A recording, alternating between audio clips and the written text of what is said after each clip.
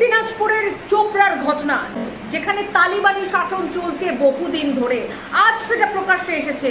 আর সেখানকার বিধায়ক, মমতা বন্দ্যোপাধ্যায়ের বিধায়ক হামিদুল রহমান, তিনি বলছেন এটা মুসলিম রাষ্ট্র, এখানে সামাজিক কিছু আচার বিচার চলে। তার মানে তিনি এই কাজটিকে একেবারে সমর্থন করলেন এবং ওই মহিলাটি যাকে মারা হচ্ছে তাকে দুশ্চরিত্র বলে তিনি দাগিয়ে দিলেন।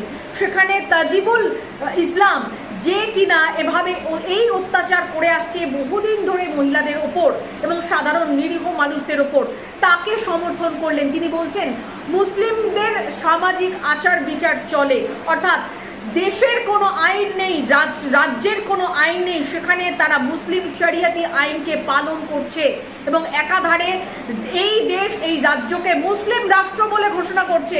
অর্থাৎ বিপদ যে দুয়ারে, তা কিন্তু আগামী দিন পরিষ্কার হয়ে যাচ্ছে।